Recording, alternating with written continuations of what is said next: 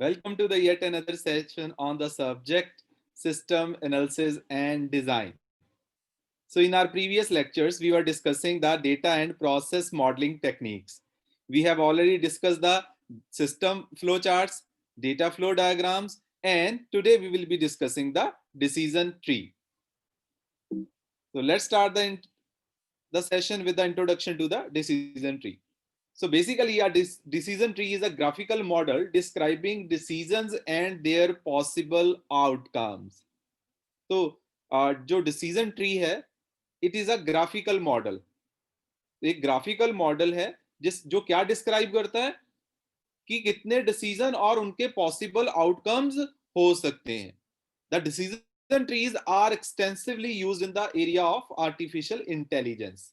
Artificial intelligence में decision tree बहुत ही एक्सटेंसिवली यूज होते हैं और इससे आपको आपके जो सिस्टम को एक्सप्लेन करना है वो बहुत इजी हो जाता है. डिसीजन लेना आपके लिए इजी हो जाता है.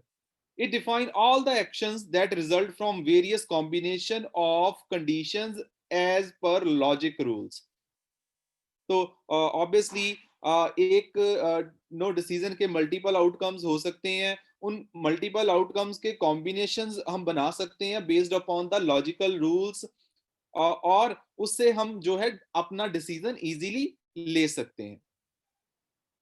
So this decision tree basically resembles the branches of the tree. तो हमारे पास एक मेन रूट नोड होएगी और रूट नोड के बाद हमारे पास डिसीजंस होंगे, डिसीजन के बाद आउटकम्स होंगी. तो ये जो सारा स्ट्रक्चर बनता है, फॉर एग्जांपल, तो ये जो सारा स्ट्रक्चर बनता है इट रिजेंबल्स अ ट्री.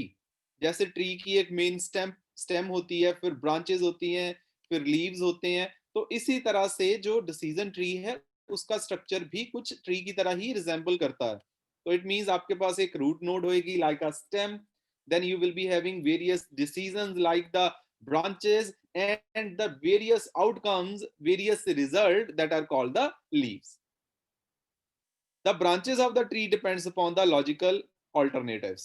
तो branches लॉजिकल alternatives पे डिपेंड करती हैं. मींस एक आपका डिसीजन होएगा तो उसके मल्टीपल ऑल्टरनेटिव्स हो सकते हैं. जैसे सपोज कीजिए कोई यस है कोई नो है, तो आगे जो रिजल्ट होंगे based upon that. So it is drawn horizontally with the root on the left side and branches to the right. तो कैसे इसको ड्रॉ करते हैं, इसका जो रूट रखते हैं इसको हम सबसे पहले तो वर्टिकली ड्रॉ नहीं करते नॉर्मली लाइक दिस. हम इसको नॉर्मली ड्रॉ करते हैं हॉरिजॉन्टली. मतलब रूट को हम बेसिकली टॉप पे रख के टॉप बॉटम अप्रोच जैसे हम ड्रॉ करते हैं वैसा यूज नहीं करेंगे. What we will be doing in the decision tree, we will keep the root node on the left hand side, फिर राइट हैंड साइड को अपने ट्री को एक्सटेंड करेंगे. तो it means this is drawn horizontally, not vertically. इसको vertically draw नहीं करते, horizontally draw करते हैं. It is very easy to construct, read and update a decision tree for a simple problem. कोई simple problem के लिए decision tree construct करना, उसको read करना, update करना, it's very easy. But with the increase in complexity of the problem, it becomes tedious to draw and update. तो एक simple सी किसी problem के लिए if you want to draw the decision tree, it is very simple. It is very simple to construct, read and update. But जैसे जैसे कोई problem complex होती जाती है तो complexity, प्रॉब्लम की कॉम्प्लेक्सिटी इंक्रीज होने से ज्यादा मुश्किल होता रहता है डिसीजन ट्री को ड्रॉ करना और अपडेट करना. पर रीडिंग फिर भी इतनी ज्यादा मुश्किल नहीं होती. That is the biggest benefit of the decision tree. Talking about the types of nodes in the decision tree, अगर ग्राफिकल है तो ऑब्वियसली हम वेरियस सिंबल्स यूज करेंगे क्योंकि इसका स्ट्रक्चर ट्री जैसा होता है. तो इसमें ऑब्वियसली हम यूज करेंगे नोड्स. तो नोड्स तीन तरह की होती हैं: decision nodes, chance nodes and terminal nodes. तो डिसीजन है, चांस एंड टर्मिनल. अब ये देखते हैं one by one, what is decision node, what is chance node and what is terminal node. So the decision node oftenly represented by the square. तो इसके लिए basically हम सिंबल जो यूज करते हैं वो स्केयर सिंबल यूज करते हैं. तो इससे जो हमारी लाइंस निकलती हैं वो वेरियस ऑप्शंस जो है उनको रिवील करती है, उनको शो करती हैं. तो जब भी हमने कोई डिसीजन लेना होता है हम सिंबल यूज करते हैं स्केयर का और उस डिसीजन की जो आउटकम्स है उनको हम रिप्रेजेंट करते हैं in the form of the lines. Now the second type of the node is decision tree node is called chance node. So this is represented by using the circle. Now the outcome of the chance is event again. तो decision की जो outcome होती है वो simply आपका means rule based आपका एक decision है, उसकी आउटकम कुछ रिजल्ट होएगा, मींस यस नो, अगर यस है तो ये, नो है तो ये. बट जो चांस होती हैं उनकी जो नोड्स होती हैं वो फर्दर आगे इवेंट्स होते हैं. तो इट मींस जो चांस से चीज निकलेगी वो आगे इवेंट्स निकलेंगे, मतलब आउटकम नहीं आएगी, आउटकम आएगी डिसीजन से डायरेक्टली. तो चांस नोड से आगे फर्दर जो डीकंपोजिंग होती है या फर्दर आगे जो ट्री कंस्ट्रक्ट होता है, that is for basically events, not the outcomes. And the third are called the terminal nodes.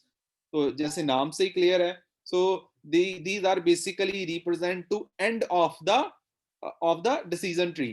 तो कोई आपने डिसीजन ट्री में डिसीजन नोड ड्रॉ करी, उसके आउटकम्स आ गए, आउटकम्स के आगे फर्दर आपने कुछ नहीं जाना है, तो जो उसकी आउटकम होगी that will be represented by using the terminal node. And to represent the terminal node we use the triangles like this. So you can use any way, horizontally or vertically. तो सबसे पहले decision node जिसमें हम decision लेंगे, out chance node जिसमें हम basically events आगे जो होंगे वो अकर होंगे, एंड टर्मिनल नोड्स जहां पे हमारा डिसीजन ट्री है जो वो एंड होगा, जिसके आगे कोई प्रोसेस नहीं होगा. So this is the general structure of the decision tree. So this is the decision node जैसे हमने डिस्कशन करा.